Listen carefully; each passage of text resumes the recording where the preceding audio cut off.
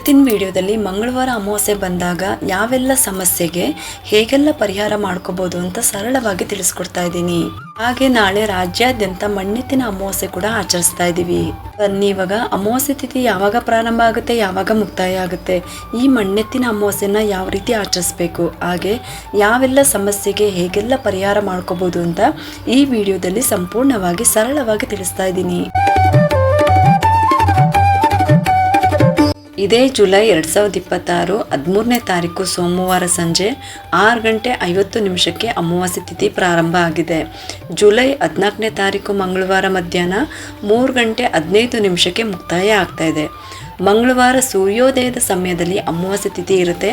ಹಂಗಾಗಿ ಪೂರ್ತಿ ಅಮಾವಾಸ್ಯೆ ಮಂಗಳವಾರನೇ ಲೆಕ್ಕ ಬರೋದು. ಈ ದಿನ ಈ ಅಮಾವಾಸ್ಯೆಯನ್ನ ನಾವು ಮಣ್ಣೆತ್ತಿನ ಅಮಾವಾಸ್ಯೆ ಅಂತ ಕರೆಯಲಾಗುತ್ತೆ. ಈ ಒಂದು ಅಮಾವಾಸ್ಯೆಯನ್ನ ಉತ್ತರ ಕರ್ನಾಟಕದ ಕಡೆಯಲ್ಲಿ ಹೆಚ್ಚಾಗಿ ಆಚರಿಸ್ತಾರೆ. ಈ ದಿನ ಹೊಲದ ಮಣ್ಣನ್ನ ತಗೊಂಡ್ಬಂದ್ಬಿಟ್ಟು ಅದರಲ್ಲಿ 2 ಜೋಡಿ ಎತ್ತುಗಳನ್ನ ಮಾಡಿಬಿಟ್ಟು ಮತ್ತೆ ನೇಗಿಲು ಇದನ್ನೆಲ್ಲ ಪೂಜೆ ಮಾಡಿಬಿಟ್ಟು ಆನಂತರ ಮತ್ತೆ ಅದನ್ನ ತಗೊಂಡೋಗ್ಬಿಟ್ಟು ಅವರ ಜಮೀನುಗಳಲ್ಲಿ ಹೋಗ್ಬಿಟ್ಟು ವಿಸರ್ಜನೆ ಮಾಡ್ತಾರೆ. ಇದು ಒಂದು ನಮಗೆ ಒಳ್ಳೆ ಉತ್ತಮ ಬೆಳೆ ಆಗಲಿ ಅನ್ನೋ ಕಾರಣಕ್ಕೋಸ್ಕರ ಇದನ್ನ ವೃಷಭ ಪೂಜೆ ಅಂತಲೂ ಕೂಡ ಕರೀತಾರೆ. ಈ ದಕ್ಷಿಣ ಕರ್ನಾಟಕದ ಕಡೆ ಈ ಆಚರಣೆ ಅತಿ ಕಡಿಮೆ. ಹಂಗೆ ಮಂಗಳವಾರ ಅಮಾವಾಸ್ಯೆ ಬಂದಿರೋದು ತುಂಬಾನೇ ಶ್ರೇಷ್ಠವಾದದ್ದು. ಯಾವ ತರ ಆಚರಣೆ ಮಾಡಬೇಕು ಅಂತ ಸರಳವಾಗಿ ನಾನು ಹಿಂದಿನ ವಿಡಿಯೋದಲ್ಲೂ ಕೂಡ ತಿಳಿಸ್ಕೊಟ್ಟಿದ್ದೀನಿ. ಇನ್ನು ಕೃಷ್ಣ ಪಕ್ಷ ಅಮಾವಾಸ್ಯೆ ತಿಥಿ ಪುನರ್ವಸು ನಕ್ಷತ್ರ ತುಂಬಾನೇ ಶ್ರೇಷ್ಠವಾದದ್ದು. ಪುನರ್ವಸು ನಕ್ಷತ್ರದಲ್ಲಿ ಹನುಮಂತನ ಪೂಜೆ, ಹನುಮಾನ್ ಚಾಲೀಸ್ ಪಠನೆ ಮಾಡೋದು ತುಂಬಾನೇ ಒಳ್ಳೆಯದು. ಬೆಳಗಿನ ಬ್ರಾಹ್ಮಿ ಮುಹೂರ್ತದಲ್ಲಿ ಬೆಳಗ್ಗೆ ಅಂದರೆ 4 ಗಂಟೆಯಿಂದ 7 ಗಂಟೆವರೆಗೂ ಪೂಜೆ ಮಾಡ್ಕೋಬೋದು. ಮಂಗಳವಾರ ಆಗಿರೋದ್ರಿಂದ ಸುಬ್ರಹ್ಮಣ್ಯೇಶ್ವರ ಸ್ವಾಮಿ, ಆಂಜನೇಯ ಸ್ವಾಮಿ, ದುರ್ಗಾದೇವಿ, ಗಣೇಶನ ಪೂಜೆ ಈ ದಿನ ಮಾಡ್ಬೋದು. ಬೆಳಗ್ಗೆ 7 ಗಂಟೆ ಒಳಗಾಗಿ ಪೂಜೆ ಮಾಡೋದಕ್ಕಾಗಿಲ್ಲ ಅಂತ ಅಂದರೆ ಬೆಳಗ್ಗೆ 9 ಗಂಟೆ ಒಳಗಾಗಿ ಪೂಜೆ ಮಾಡ್ಕೋಬೋದು. 9 ಗಂಟೆ ನಂತರ ಯಮಗಂಡ ಕಾಲ ಇರುತ್ತೆ. ಮಧ್ಯಾಹ್ನದ ಅಭಿಜಿತ್ ಮುಹೂರ್ತ ಮಧ್ಯಾಹ್ನ 12 ಗಂಟೆಯಿಂದ 12:50 ತನಕ ಇರುತ್ತೆ. ಒಂದು ಸಮಯದಲ್ಲಿ ನೀವು ಪೂಜೆ ಮಾಡ್ಕೋಬೋದು. ಇನ್ನು ರಾಹುಗಾಲದ ಪೂಜೆ, ಆಂಜನೇಯ ಸ್ವಾಮಿ ಪೂಜೆ, ಹನುಮಾನ್ ಚಾಲೀಸ್ ಪಠನೆ ಕೂಡ ಮಾಡ್ಕೋಬೋದು. 11 ದಿನದ ಆಂಜನೇಯ ಸ್ವಾಮಿ ವ್ರತನೂ ಕೂಡ ಮಾಡ್ಕೋಬೇಕು ಅಂತ ಇದ್ದರೆ ಈ ದಿನದಿಂದ ಶುರು ಮಾಡಿ. ಈ ದಿನದ ರಾಹುಗಾಲ ಮಧ್ಯಾಹ್ನ 3:50 5:30 ತನಕ ಇರುತ್ತೆ. ಆ ಸಮಯದಲ್ಲಿ ನೀವು ಮನೆಗೆ ಕೆಂಪು ನೀರನ್ನ ಮಾಡಿಬಿಟ್ಟು ದೃಷ್ಟಿಯನ್ನು ತೆಗಿಬೇಕು ಮನೆಗೆ. ಈ ದಿನ ಮನೆಗೆ ದೃಷ್ಟಿ ತೆಗೆಯುವಂತ ವಿಧಾನ, ಮನೆಗೆ ಬಂದೋಗೋರು ಇರ್ತಾರೆ ಅಲ್ವಾ, ಎಲ್ಲರ ದೃಷ್ಟಿ ಒಂದೇ ತರ ಇರೋದಿಲ್ಲ ಅಲ್ವಾ, ಅದಕ್ಕೋಸ್ಕರ ಹೇಳ್ತಾ ಇದ್ದೀನಿ. ಅದರಲ್ಲೂ ಅಮಾವಾಸ್ಯೆ, ಹುಣ್ಣಿಮೆ, ಮಂಗಳವಾರ ಬಂದಾಗ ಈ ರೀತಿ ಪರಿಹಾರಗಳನ್ನ ಮಾಡ್ಕೋಬೇಕು. ಹಾಗೆ ಶನಿಯ ದುಷ್ಪರಿಣಾಮವನ್ನ ತಡೆಯೋದಿಕ್ಕೆ ಶನಿ ದಶೆ ನಡೀತಾ ಇರೋವಂಥವ್ರು ಕೂಡ ಆಂಜನೇಯ ಸ್ವಾಮಿಗೆ ಹನುಮಾನ್ ಚಾಲೀಸ್ನ ಪಠನೆ ಮಾಡುವಂಥದ್ದು ಈ ದಿನ ಬೇಕಾದ್ರೂ ನೀವು ಪ್ರಾರಂಭ ಮಾಡ್ಕೋಬಹುದು. ಈ ದಿನ ಹನುಮಂತನನ್ನ ಪೂಜೆ ಮಾಡೋದ್ರಿಂದ ಮಂಗಳ ದೋಷ ಕೂಡ ನಿವಾರಣೆ ಆಗುತ್ತೆ. ಅದಕ್ಕೋಸ್ಕರನೇ ಮನೆಗೆ ನಾಳೆ ದೃಷ್ಟಿಯನ್ನ ತೆಗಿಬೇಕು ಕೆಂಪು ನೀರಿನಿಂದ. ಮತ್ತೆ ಅದರ ಎಲ್ಲ ಅಶುಭ ಪರಿಣಾಮಗಳು ಕೂಡ ನಿವಾರಣೆ ಮಾಡುತ್ತೆ ಅದು. ಇನ್ನು ಮಣ್ಣೆತ್ತಿನ ಅಮಾವಾಸ್ಯೆಯ ಪೂಜೆ ಬಗ್ಗೆ ಹೇಳಬೇಕು ಅಂದರೆ, ಈ ಪೂಜೆ ಬಗ್ಗೆ ತಿಳಿಸ್ಕೊಡ್ಬೇಕು ಅಂದರೆ ಇದನ್ನ ಬೆಳಗ್ಗೆ ಬೇಗ ಎದ್ಬಿಟ್ಟು ಸ್ನಾನ ಮಾಡಿಕೊಂಡು ಮಡಿ ಬಟ್ಟೆನ ಉಟ್ಕೊಂಡು ಆಮೇಲೆ ಜಮೀನು ಅಥವಾ ಹೊಲದಲ್ಲಿ ಇರುವಂಥ ಕೆಂಪು ಮಣ್ಣಿನಿಂದ ಸುಂದರವಾದಂತಹ ಜೋಡಿ ಎತ್ತುಗಳನ್ನು ಮಾಡಬೇಕು. ಮತ್ತೆ ಅದ್ರ ಮುಂದೆ ನೀರಿನ ತೊಟ್ಟಿ ಕೂಡ ಮಾಡ್ತಾರೆ. ಇದನ್ನ ಮುಂಚೆನೆ ಮಾಡಿಟ್ಕೋಬೇಕು. ಅದನ್ನ ನೆರಳಲ್ಲಿ ಒಣಗಿಸ್ತಾರೆ. ನೆರಳಲ್ಲಿ ಒಣಗಿಸ್ಕೊಂಡು ಇಟ್ಕೊಂಡಿರ್ತಾರೆ. ಆನಂತರ ಆ ಪೀಠನ ಇಟ್ಬಿಟ್ಟು ಅದ್ರ ಮೇಲೆ ಅಕ್ಕಿ ಹಾಕ್ಬಿಟ್ಟು ಅದ್ರ ಮೇಲೆ ಈ ಜೋಡಿ ಎತ್ತುಗಳನ್ನ ಇಡಬೇಕು. ಜೋಡಿ ಎತ್ತುಗಳು ಮತ್ತೆ ಆ ನೀರಿನ ತೊಟ್ಟಿ ಕೂಡ ಇಟ್ಬಿಟ್ಟು ಅದಕ್ಕೆ ಅರಿಶಿನ, ಕುಂಕುಮ, ಹೂವು ಎಲ್ಲನೂ ಕೂಡ ಹಾಕಬೇಕು. ಅಲಂಕಾರ ಮಾಡಬೇಕು. ಗೋಧಿ ನುಚ್ಚಿನ ಪಾಯಸ ಅಥವಾ ಹಣ್ಣುಗಳು ಕೂಡ ನೀವು ಇಡ್ಬೋದು. ಇದನ್ನ ನೈವೇದ್ಯಕ್ಕೆ ಇಡ್ಬೋದು. ಮತ್ತೆ ಅವರ ಪಿತೃಗಳನ್ನ ಸ್ಮರಣೆ ಮಾಡ್ಕೊಳ್ತಾ ಈ ದಿನದ ಅಮಾವಾಸ್ಯೆ ಪೂಜೆನ ಮಾಡ್ತಾರೆ.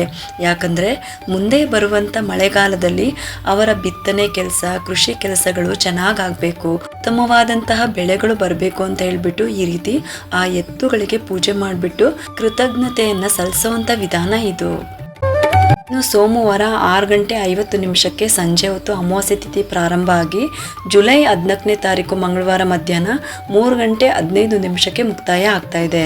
ಮಂಗಳವಾರ ಸೂರ್ಯೋದಯದ ಸಮಯದಲ್ಲಿ ಅಮಾವಾಸ್ಯೆ ತಿಥಿ ಇರುತ್ತೆ. ಪೂರ್ತಿ ಅಮಾವಾಸ್ಯೆ ಮಂಗಳವಾರನೇ ನಮಗೆ ಲೆಕ್ಕ ಬರುವಂಥದ್ದು.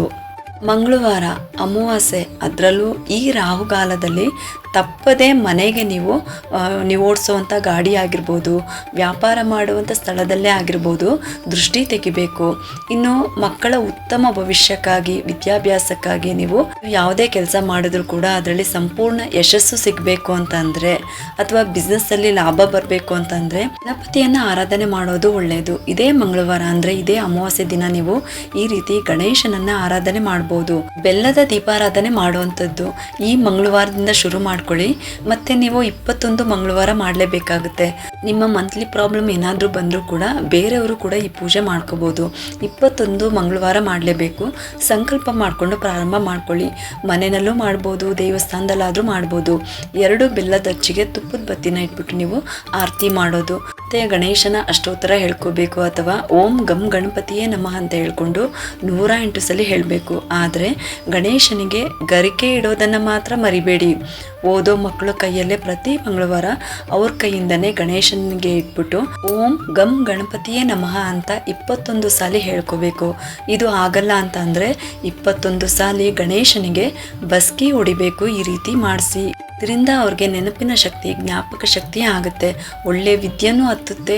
ಇದು ಎರಡೂ ಕೂಡ ತುಂಬ ಸರಳವಾದಂತಹ ಸುಲಭವಾದ ಪರಿಹಾರ. ಯಾವುದೇ ಮಂಗಳವಾರ ಕೂಡ ನೀವು ಸ್ಟಾರ್ಟ್ ಮಾಡ್ಕೋಬೋದು.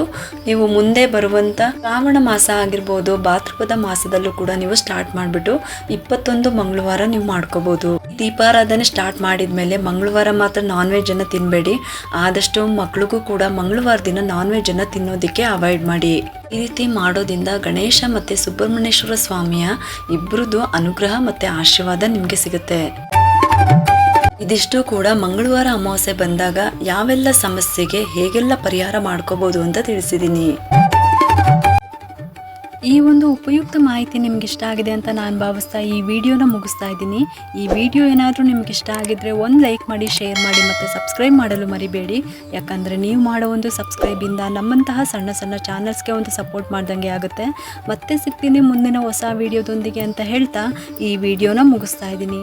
ಸರ್ವೇ ಜನ ಸುಖಿನೋ ಭವಂತು.